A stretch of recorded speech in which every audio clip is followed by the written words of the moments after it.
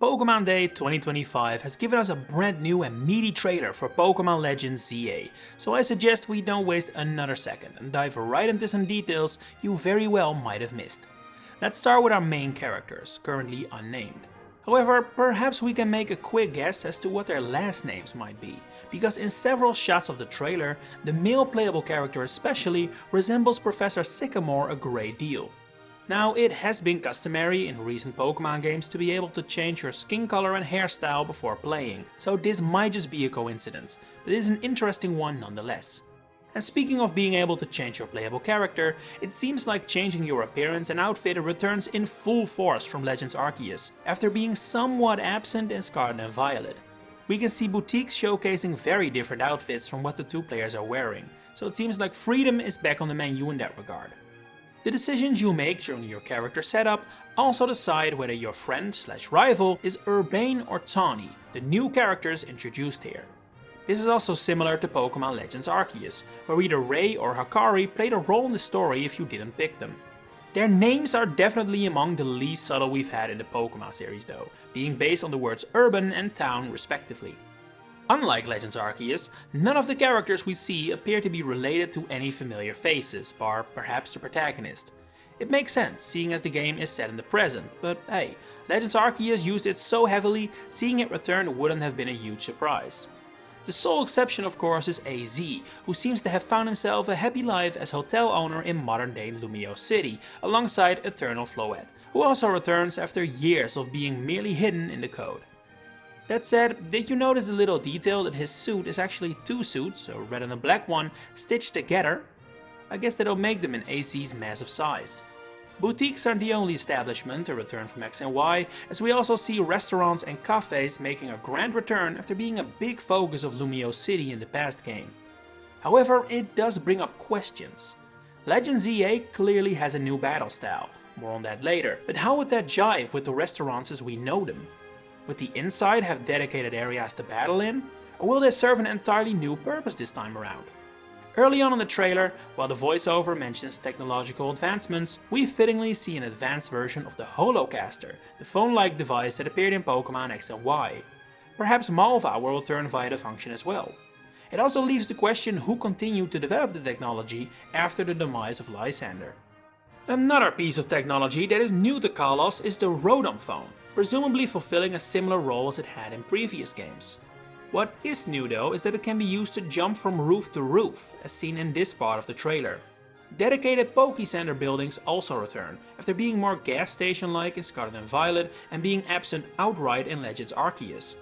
Taxis come back from X and Y, where they could be used to quickly travel through Lumio City. We don't see one driving in action, so whether they serve the same purpose here is unknown, but they are at least used as set dressing throughout the city.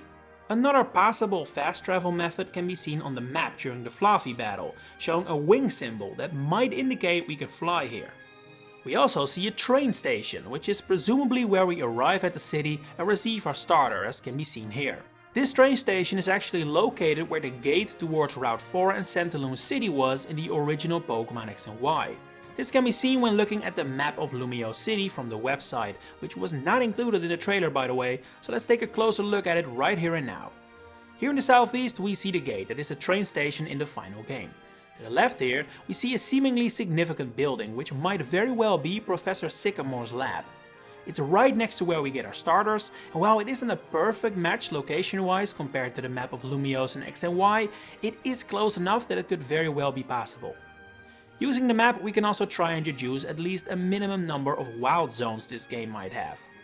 In the trailer, we already see a wild zone numbered 8, so that is the minimum based on the trailer, but on the map I count a total of 16, which could easily be even higher as several wild zones we see in the game wouldn't be recognizable as such on this map. I'm just counting the greenery as well as the canals, which appear to be the way to catch water Pokémon in a city environment. By far the most pronounced wild zones are the 4 plazas, as we also see them in X and Y, indicating these are perhaps the largest in the city. Also visible on the map are a total of 3 battle courts, where you can presumably battle trainers, as that is also seen in the trailer. This is also a number I presume will be significantly higher in the final game. 3 doesn't feel like enough. Drawn across this map are also several characters accompanied by Pokémon. Near the headquarters of Corsardico, we see what might be members of the team, or perhaps grunts if they are as evil as their design suggests, both with a meow stick.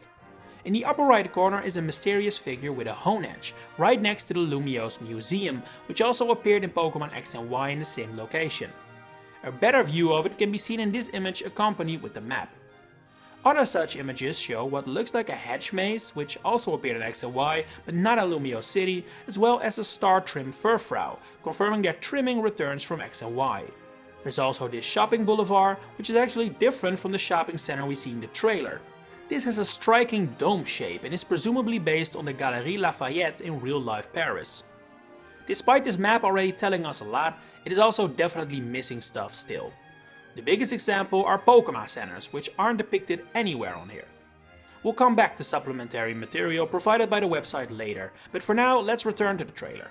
It shows us how both catching and battling will work in this game, seemingly also confirming what exactly confines a Pokémon Legends game. The focus on catching and being able to do that without even battling seems to be one, as well as different takes on the battling formula, with another new one being introduced following Legends Arceus' agile and strong styles. Let's begin with a little zoom in on the catching in this game. First of all, did you notice you can now catch Pokémon you have knocked out? In this shot, the player defeats this Fluffy but can still catch it afterwards. The ability to be spotted as sneaking up on wild Pokémon also returns, as we can see the player crouch in this screenshot, and the Fluffy scene shows the familiar eye symbol on the top of the screen to indicate you've been spotted. While we have already tried to assess a possible number of wild zones to do this catching in, what should be noted is that not every wild zone is necessarily very big. This one appears to be no more than one street, for example. That said, it is numbered 1, so it's presumably a tutorial area. Also, did you notice these statues on the Wild Zone gates are based on similar statues from the early titles? Pretty neat. We can also tell we'll be able to catch several Pokémon for the first time on Nintendo Switch. Both Patrat and Furfrou hadn't appeared on the console yet, which leaves only the 3 elemental monkeys in the abyss known as Pokémon Home. They haven't been spotted in Legends EA yet, but since they were quite prominently present in X and Y, I would assume they make the cut. We see Mega Evolutions return too, of course, after a 2-generation long absence, and while not a ton can be said about them yet, I do want to point out both Mega Altaria and Sableye appear in the game, despite being introduced in Omega Ruby and Alpha Sapphire. It seems like that isn't a holdup here. It's also specifically said by the voiceover lady that Mega Evolution still works through holding a Mega Stone, suggesting held items might be making an appearance in a Pokémon Legends game this time around after being absent in Arceus. The same goes for vitamins, which were similarly absent. An ad for calcium can be seen in this screenshot. Let's zoom in further on the battling scenes now, which showcase an entirely new battle style that's a lot more free-form, similar to the anime. You can dodge attacks by walking around and having your Pokémon follow you, while different attacks have not just different powers and effects, but also ranges. This is however not indicated on the UI, so you have to learn how each move works through experimentation. And should that not work out, you can always run away from a trainer battle, as is seen here in the shot on the battle court, which is definitely a trainer battle. It's also possible to battle multiple Pokémon at once, as we see here with the Kangaskhan fighting the Garbodor and Trubbish at the same time. He even hits multiple with one attack. It should be pointed out though that this attack is Bulldoze, which also hits multiple opponents in double battles. So whether we can strike multiple Pokémon with moves that normally cannot do that remains to be seen. Plus, move effects can always change. See this Hippowdon as the prime example. It uses Stealth Rock, and yet the move does damage as if it was a normal move, as opposed to setting hazards like it usually does. What's also visible throughout all these battle scenes is that the icons for your team are brand new, and don't use the stock models like Legends Arceus did, but instead pose the Pokémon. Some show this better than others, but it's definitely the case. Switching is also shown here, with the Vivillon and Onix, but did you notice how small this Onix is? Now this could mean one of two things. Either sizes return from Legends Arceus and Scarlet and Violet, and this is a very small Onix, or sizes are similar to what they were in Sword and Shield, where in battle, Wailord was the size of a floaty. We'll have to wait and see. I want to take a quick look at the starters next, which are Totodile, Chikorita and Tepig. 2 Johto starters, that's interesting, especially since Cyndaquil already appeared in Legends Arceus after all, meaning that with only 2 games, the entire trio has already been covered. What's also quite noteworthy is that we can see in the battle scenes that Chikorita has had new moves added to its moveset. Both Leafage and Disarming Voice were never available for it, and it leaves you to wonder. Is Disarming Voice, a Fairy-type move, supposed to be seen as a hint towards a Fairy-type Meganium, either as Mega or perhaps Colosian or Lumiosian form? We've definitely covered the majority of the trailer's meat by now, but there are still more details to uncover. Like, did you spot Looker's office making a surprise appearance? Seems like either he, Emma or both might very well make an appearance in Legends ZA. We also see both Zygarde cells and 10% Zygarde making their Kalos debut. They were only a Sun and Moon before, and judging by the title of the game and the tendency for open world Pokémon to include collectibles, I would be positively shocked if Zygarde cells aren't the collectible this time around. An area of the city that leaves me a bit baffled as to what I'm looking at is this place with the Patrat. It's not on the map and it has the Quasartico logo all over it, so perhaps it's near their headquarters? Hard to say. Looking at the UI during the battle segments, we can deduce that while we don't yet see it in the trailer, the game will probably have a day and night or weather mechanic or both. At every single shot, the sun symbol is shown, and there is no way that will be there if it wasn't also possible for rain or the moon or both to appear there. Oh, and did you notice the music of the trailer? It's not always easy to hear, but it appears to be a new version of Lumio City's theme, complete with vocals, as are more common in modern Pokémon games.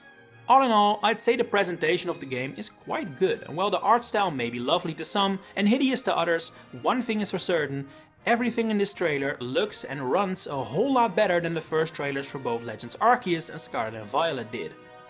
That said, some of the screenshots on the website appear to be a lot better graphically than what we see in the trailer.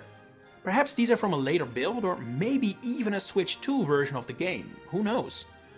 The Japanese website also clarifies that the game will release in fall 2025, which is more specific than the late 2025 we saw in the trailer and suggests that familiar release window of mid-November.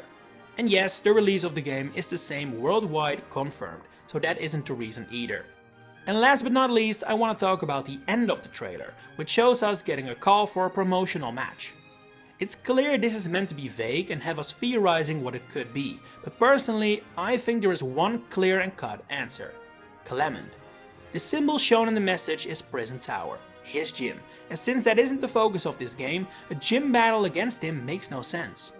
Instead, we're invited to a promotional match at his gym. Now, of course, it could also be a hint at a battle facility, a battle tower would suit Prison Tower nicely of course, but I don't know, seeing that Clement and Bonnie are quite beloved characters thanks to the anime, I suspect this is hinting at their return. And that has been more than 50 details and facts from the Pokémon Legends ZA trailer.